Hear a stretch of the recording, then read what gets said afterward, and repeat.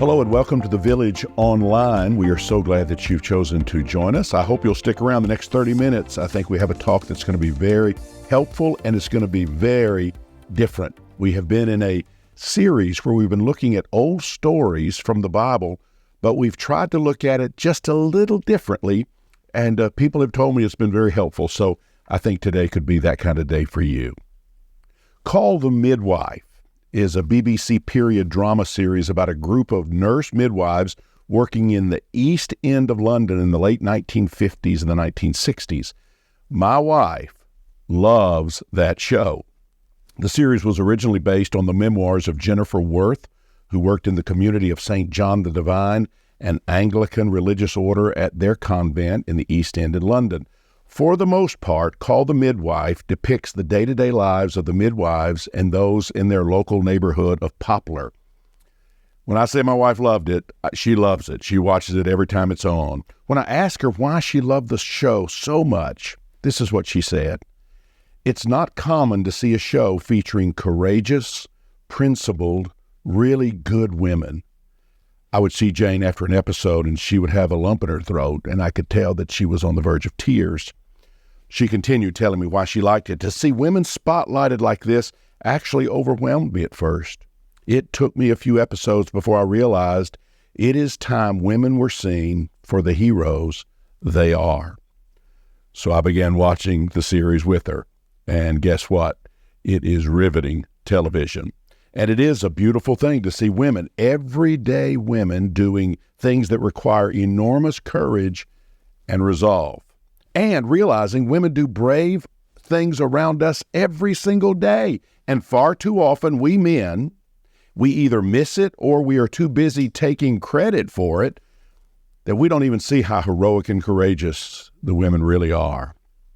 Today, I want to tell you a story about 5 principled, courageous women.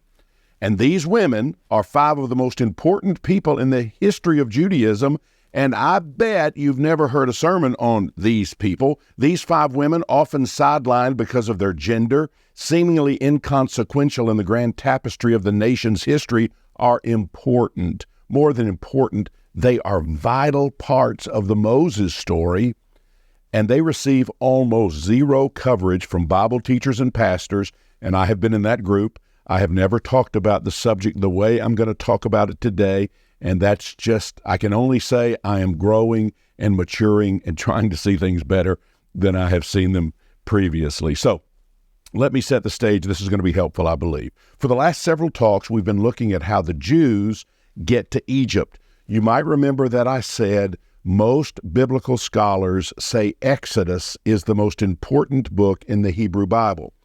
And so they say Genesis is the precursor to Exodus. It is the prequel, if you will. It is how do we get the Jews into Egypt for this amazing Exodus story, which means so much to the Jewish people. That's what we're going to be looking at. We've gotten them into Egypt. Now we're going to be looking at how Moses is going to lead them out of Egypt. You'll remember over the last few weeks, we've talked about Joseph and how he was sold by his brothers into slavery while his family was living in Canaan. I hope you remember Stan's message, very, very touching when Stan taught about how Joseph was hurt so badly by his brothers, but he was willing to forgive them, and it's a beautiful story.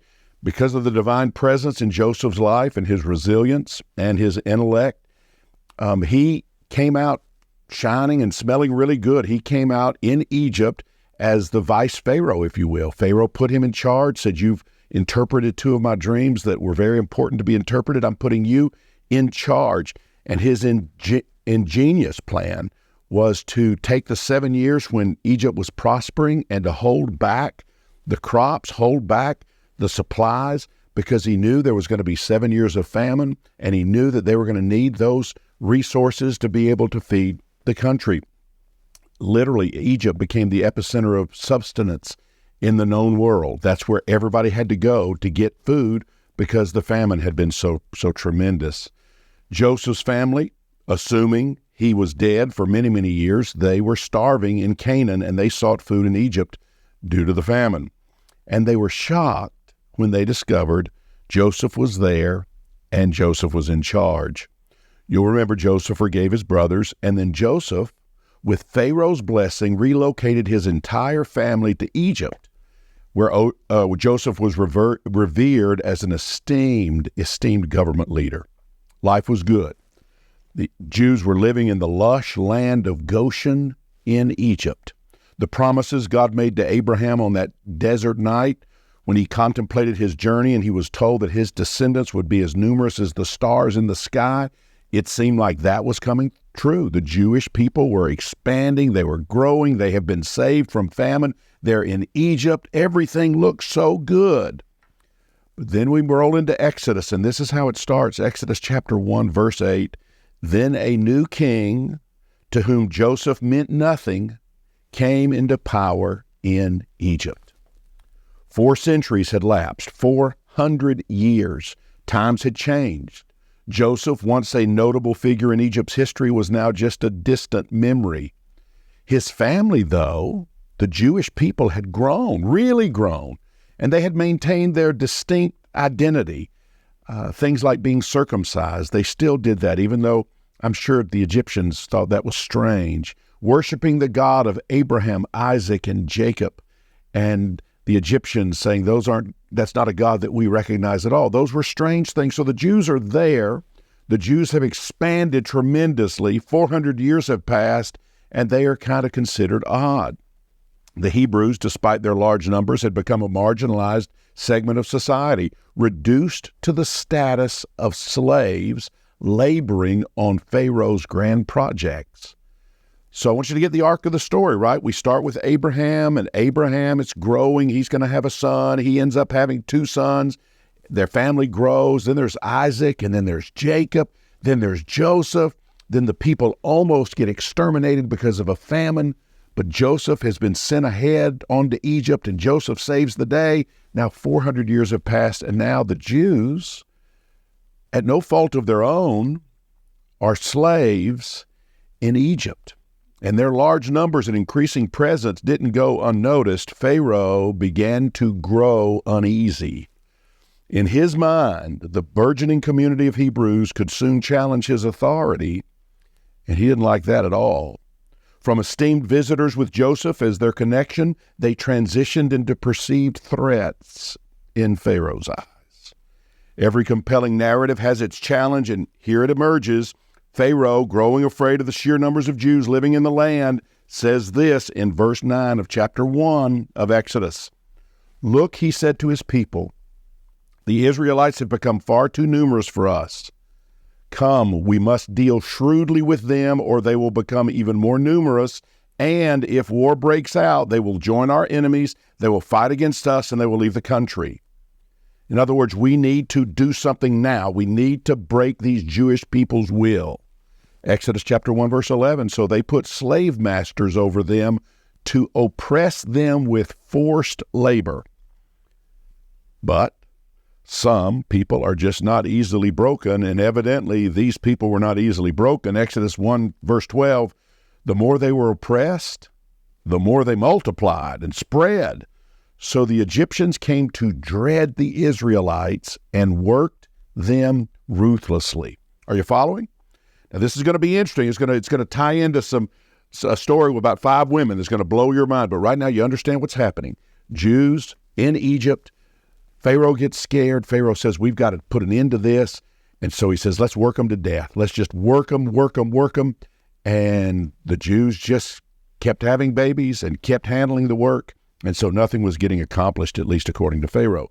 Making a different ethnicity an enemy is something that is very common. And I can hear Pharaoh even now with the things that he probably began to say, because he's selling to the Egyptians. These people are a threat. These people are not good. These people, they lower our IQ. These people, they smell differently than we smell. These people, they eat differently than we eat. I can just hear the way he is selling it. I don't know if you remember when we studied the book, Leveraging Our Privilege or Subversive Witness. It was written by Dominique Dubois Gilliard. And he said this, I thought it was profound. Narcissistic political leaders fear losing their power, influence, and possessions more than they fear any sense of the divine.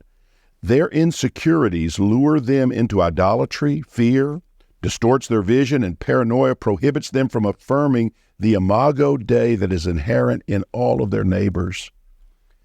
Friends, we see that today. I just want you to know we see that today, whether it is members of Hamas as they talk about Jewish people, or whether it is Jewish people talking about Palestinian people, or whether it is racist, prejudiced people in America talking about people from Mexico.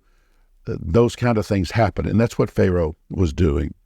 Finally, in Egypt, it reaches a point of such paranoia that the ancient Pharaoh, fearing the rising power of the Hebrews, initiates a horrifying decree: the annihilation of all newborn Hebrew boys. This sinister move was aimed at curbing the Hebrew population. It was certainly a dark period for the Jews. So the decree goes out. If a male baby is born to a Jewish family, the male baby must be put to death.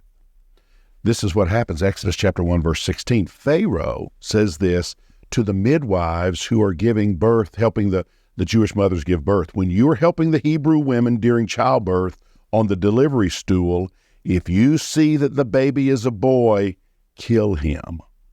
But if it is a girl, let her live.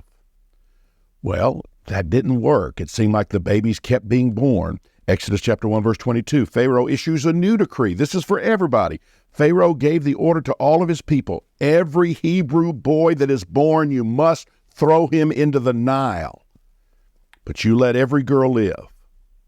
And so this has gotten pretty bad. The Jewish people in bondage, being worked to death, and now they're going to have this extermination plan where all of the boy babies are going to die. And it wasn't just told to the midwives to see if they couldn't help, because that didn't seem to help. It went out to the whole country. If you know of a Jewish baby boy, it is your duty to throw that baby into the Nile. Well, chapter 2 rolls along into Exodus, and a Jewish woman has a baby boy, and she keeps that baby boy hidden for 3 months. Exodus chapter 2, verse 3. This mom, she gets a papyrus basket for him. She coats it with tar and pitch. She places the child in it and puts it among the reeds along the bank of the Nile. Can you imagine, moms? Can you imagine holding this baby for 3 months, keeping this baby hidden for 3 months, and then thinking, I've got to save this baby somehow, and your only hope is to put the baby in a basket in the Nile River and just hope against hope somehow this baby survives? Well, you know the story, I'm sure. Maybe you've seen the movie, or you just have read the story in the Bible. There was an Egyptian princess, and she was bathing, and she discovers the baby, and it touches her heart. This is a crazy thing. And she makes arrangements for him to be raised by a Jewish woman. And so the story is a phenomenal story, but against this grim backdrop, we encounter 5 of the bravest women you will see in the entire Bible. Now, the first observation I want to make is, before we get into the women, is this: introducing the story this way, I think, is an amazingly intriguing way to kick off the book of Exodus. So intriguing, most men have missed it. Most theologians, Western European theologians, have missed it. It's mentioned in just a cursory way. It's not seen as significant. It just kind of is blown past to get to baby Moses in the basket. But we miss some of the most important things in the story. The common narrative immediately shifts to Moses, the innocent infant drifting along the Nile, who eventually will rise up and lead his people into the promised land. But before the birth of Moses, before he was discovered amidst the reeds, there were 5 women who made this possible. Their silent yet defiant acts laid the foundation for the entire saga of Exodus. These women weren't celebrated leaders with influential titles or having immense power. They were simple women who recognized the chains of tyranny and oppression, and in their unique ways, they silently whispered, "Enough, enough." And it's an awesome story. So let's dive into the stories of these 5 unsung heroines of the book of Exodus. The first 2 women we're going to talk about are Shiphrah and Puah. that might not ring a bell to many of you. Their names aren't on most people's Bible characters list where you just say, name some women characters. Most people don't say Shiphrah and Puah, but they played a significant role as midwives to the Hebrew women. Their exact origins, whether they're Hebrew or Egyptian, that's uncertain, but their responsibility was clear: assist Hebrew women during childbirth. Throughout history, midwives have held a special place guiding women through the monumental experience of bringing life into the world. This often mystical journey of childbirth was, for the most part, unknown to men. Men didn't know much about it, but there were these wonderful midwives who would help women when they were having babies. Shiphrah and Puah were experts in the intricacies of Hebrew women's reproductive health.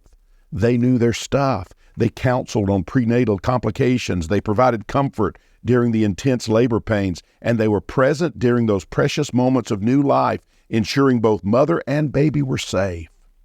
Aware of their crucial role, Pharaoh knew that's where you go. He saw an opportunity. He was going to go to these women, and he was going to make sure his plan was taken seriously and was put into action. Intent on curbing the growth of the Hebrew population, he commanded Shiphrah and Puah to end the lives of any male infants born to Hebrew mothers.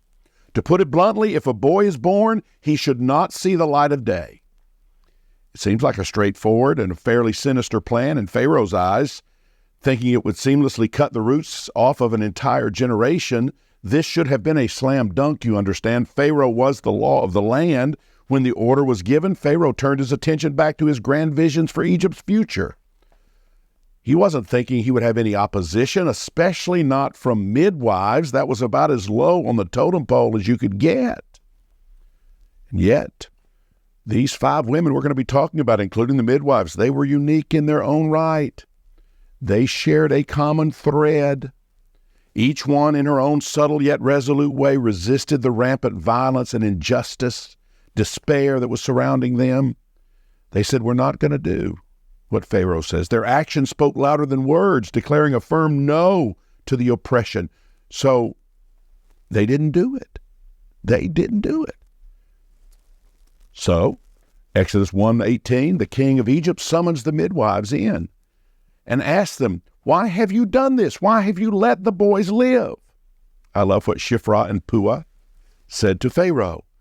The midwives answered, Hebrew women are not like Egyptian women. They are vigorous, and they give birth before the midwives can even arrive.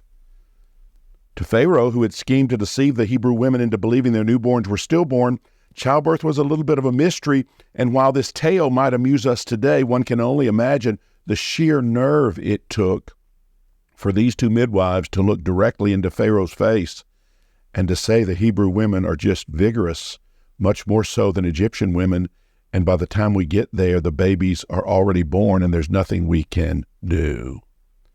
They knew full well that a mere gesture from him could mean the end of their life, yet they chose life and hope over dread, dedicating themselves to ushering new souls into the world. Those are the first 2 women. The third woman, introduced in Exodus, remains unnamed in chapters 1 and chapter 2, but later Scripture is going to reveal her name as Jochebed. Jochebed. A Hebrew by birth, Jochebed was the mother of Miriam, Aaron, and then the little baby that gets placed in the basket, Moses. The emotional weight of expecting a child during such a perilous time in Egypt had to be unimaginable. Whether driven by fate or choice when Jochebed had the baby, if it was a son, she was immediately faced with the grim reality of the Pharaoh's edict. You remember the Pharaoh went beyond the midwives. The second edict was, if you see a baby Jewish boy, you throw him in the Nile River. The boy was marked for death. She's carrying a baby. She doesn't know if it's a boy or a girl. If it's a boy, that's what's going to be hanging over his head. As a mother, Jochebed's maternal instincts fueled her determination to bring another child into this world and to determine if it were a boy, he would live. He would live. I'm sure she had to just remind herself every day, I don't know how this is going to happen, but he will live. If it's a boy, he will live. Think of the courage she needed, nurturing her unborn child with the prying eyes of society, questioning every move, and wondering, what will happen if she gives birth to a boy? Can't you see the neighbors wondering at every pregnancy, what is she going to do if she has a boy? The crushing realization post-birth that she indeed had a son, whom Pharaoh had decreed should die, that had to be unbearable.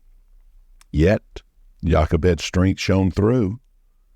Her defiance of Pharaoh, the length she went to protect her baby, all without a clear plan for his future safety, speaks volumes of a mother's unwavering love, support, resilience. Exodus chapter 2, verse 2. When she, Jochebed, saw that he was a fine child, she hid him for 3 months. But when she could hide him no longer, she got a papyrus basket for him and coated it with tar and pitch.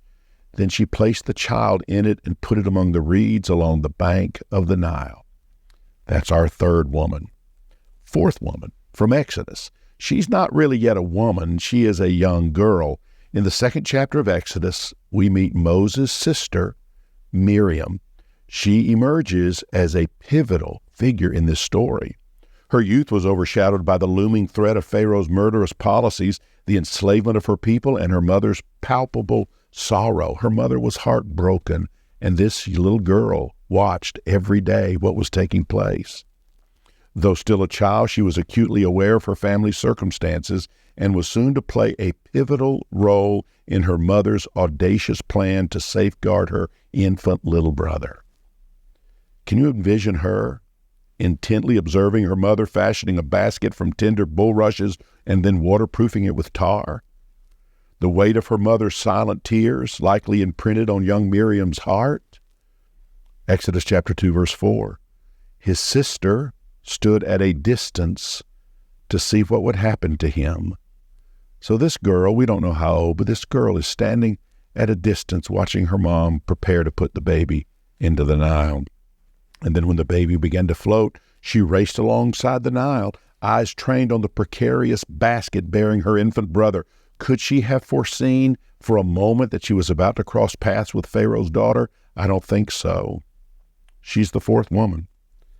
And that leads us to the fifth woman, and that's the epitome of royalty and privilege. It's Pharaoh's daughter, the princess of Egypt, ensconced in privilege, certainly no stranger to her father's brutal edicts or the ongoing genocide that was happening all around. With an entourage to cater to her every whim and surrounded by opulence, she was far removed from the concerns of slavery, genocide, or societal prejudice. Look at how the Bible describes it. Chapter 2, verse 5. Then Pharaoh's daughter went down to the Nile to bathe, and her attendants were walking along the riverbank. She saw the basket among the reeds, and she sent her female slave to get it. She opened it, and she saw the baby. He was crying, and she felt sorry for him. This is one of the Hebrew babies, she said. Think about the story. I hope you'll picture it. I've been picturing it, and I'm seeing it more vividly than the animated movie or the Charlton Heston movie. I'm seeing it more vividly than I've ever seen it before. On this particular day, as this princess bathed by the serene waters of the Nile, oblivious to the imminent twist of fate that would link her to the Hebrews' plight, she is minding her own business. But then she catches sight of the basket. What's in the basket? What's in that basket? She has a servant go and get it and bring it to her, and in that basket she sees a Hebrew baby crying softly. What should she do? This is certainly a moral crossroad for her. She could have turned a blind eye, offloading it to a servant without batting an eyelid. You know she could have done that. Listen, I don't have time for this. Take care of this. Remember what Daddy said, throw the baby in the Nile. Yet, she chose empathy over apathy, wielding her influence to safeguard an innocent life. Exodus chapter 2, verse 7, then his sister, Miriam, who's been watching all this, asked Pharaoh's daughter, shall I go get one of the Hebrew women to nurse that baby for you? Is that not a beautiful story? Is that not beautiful what's happening? The sister of the baby, not tipping her hand, says, Princess, I see what's just happened. Do you want me to go get a Jewish mom and maybe she can nurse the baby for you? The sheer audacity of a young Hebrew girl, Miriam, suggesting her own mother as the nursemaid for the discovered baby. Imagine the pulse of fear that must have been going through her body and the bravery that she exuded in asking that question. Verse 8, the princess says, yes, go. So the girl goes and gets the baby's mother, Jochebed. Verse 9, Pharaoh's daughter says to her, to the actual mother, she doesn't know she's the actual mother, take the baby and nurse him for me, and I will pay you. That cracks me up, too, by the way, that the baby goes back to the mom, and then mom is going to get paid to actually nurse the baby that was actually her baby. So the woman, Jochebed, took the baby and nursed him. Verse 10, when the child grew older, she took him to Pharaoh's daughter, and the child became her son. The princess that found the baby, he became her son, but the Jewish mom was able to raise him until he was older, and then his life transferred to the palace. The princess named him Moses, saying, I drew him out of the water. The story of Exodus is a poignant tale of divine intervention and deliverance from oppression, but it begins not with celestial signs or divine pronouncements. Instead, it commences the first 2 chapters with 5 amazing women, some disenfranchised, enslaved, 4 of them limited societal clout. But they're the ones who are leading this story.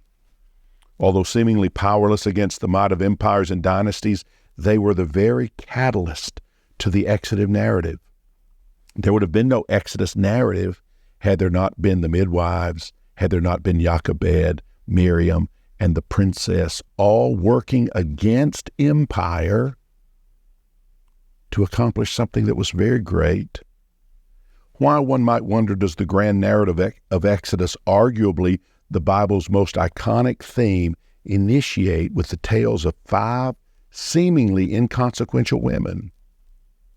I think it's because God's work is perpetually unfolding, and it often manifests through the quiet, steadfast acts of ordinary individuals. I think that's what I got out of the story. I saw this, and it's like, these aren't major players. These aren't guys that we would have read about. These aren't people in the news. These are people nobody knew their names except the princess. Nobody knew their names. But they just did right things, and it worked out. These women, like many of us, epitomize this principle. As we survey our surroundings, we witness oppression, we witness violence, we witness injustices that seem insurmountable. And while we might not possess the influence of monarchs or the influence of leaders, we can emulate the spirit of these 5 women who, in the face of probably great fear, said, no, I'm going to do what's right. We have the capacity to champion love. We have the capacity to champion equality, justice. We have the ability to defiantly say no to subjugation, to prejudice, to hatred. And that's what they did. And in doing so, we embrace a God of compassion. We embrace the God of equity. We embrace the God of universal love. I want to give you quickly a few thoughts that have been ruminating in my mind over the last several days. The first is this: we sometimes talk about leveraging our privilege, and we should do that. Some people watching, you have privilege. You know that. I know I have certain privileges. I get it. And we should leverage our privilege, but we also should stand for the truth even in our powerlessness. There's oftentimes when I look in the mirror and I say, I don't have any power, I don't have any authority, I don't have any, what do I have? How can I help? Even in that sense of powerlessness, we need to think about these ladies in the story, 4 of the 5, who had no power, but they did what was right. They stood up for what was right, and they made a difference. Second thing I've been thinking about, I grew up with a strong sense of obeying leaders. A strong sense. That's kind of the evangelical way. I grew up Romans chapter 12, verses 1 and 2, Paul says, obey the government, for God is the one who put it there. And boy, I heard that. Obey the government, obey the government, obey the government. Can I tell you something we don't hear often? Sometimes as followers of Jesus, we need to disobey the government. You see, you can't, this is one of those times where you can't say that the Bible is always literally, has to be taken exactly literally true. If so, you look back at Exodus and you say, well, these women didn't obey the leaders.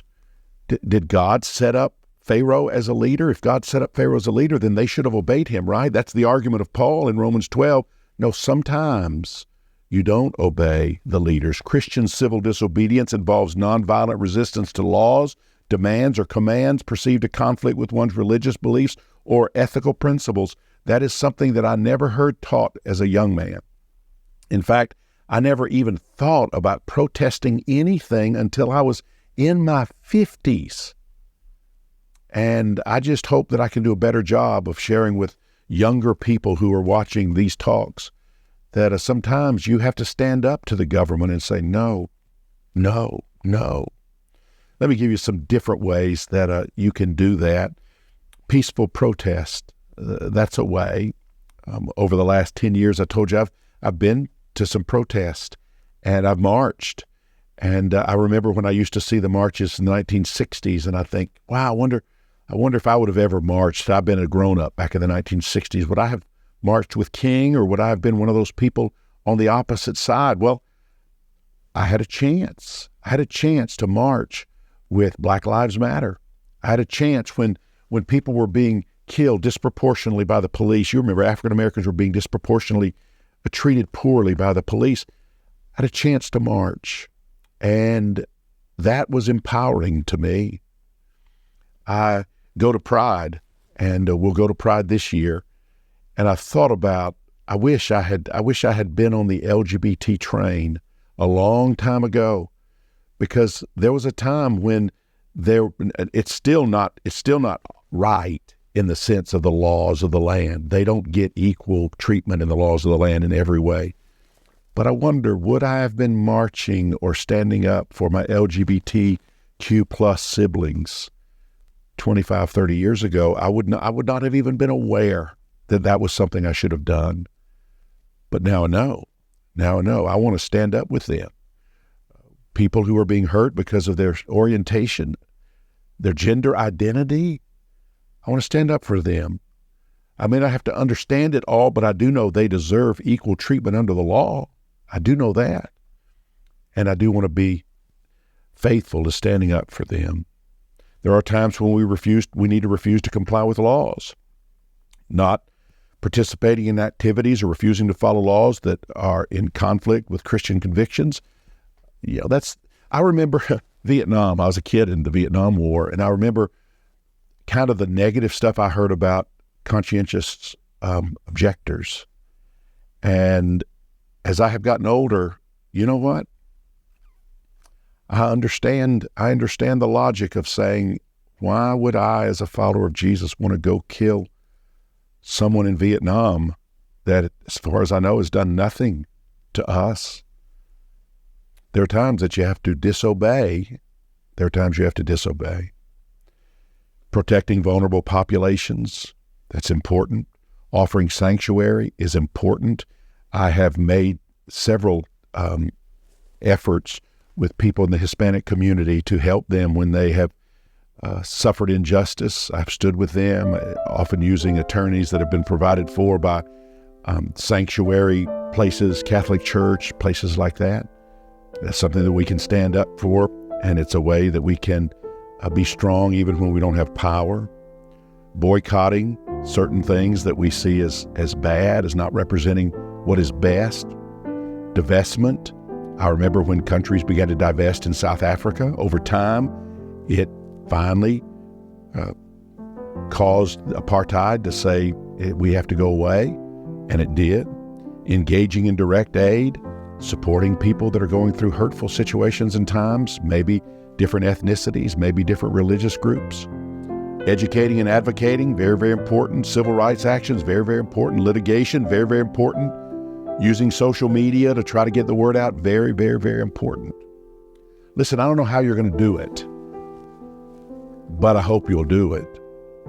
I hope you will think about these 5 women, and you will think about the fact that they took a stand, and in taking a stand, Moses survived and was able to lead his people, which we'll be talking about over the next few weeks. But there would have never been a Moses had there not been 2 midwives. There would have never been a Moses had there not been a mom who said, my boy's going to live. There would have never been a Moses had there not been Miriam, a sister, who at the right moment stood up and said, would you like me to get a Hebrew woman to nurse him? There would have never been a Moses had there not been a princess, an Egyptian princess that looked into his face and didn't see a marginalized ethnicity that had been trashed by her dad, but she saw a human baby, Imago Dei, God in this baby's face. And she said, I want to make sure this baby lives. Well, thanks for hanging out with us. I hope the lesson has been helpful. It's been helpful to me to study. Hope it'll be helpful for you. And if we can ever help you, let us know. And we love that you watch, and we hope you'll continue watching. Hope you have a great day. There are 3 ways you can give to support the love-focused, culture-changing, ever-evolving, community-building, Jesus-inspired work of the Village Church. You can text the word GIVE to 404-998-8979, and you can give online at thevillageatlanta.com. Or you can send a check to the Village Church, 3418 Dogwood Drive, Hapeville, Georgia, 30354. Have a great week.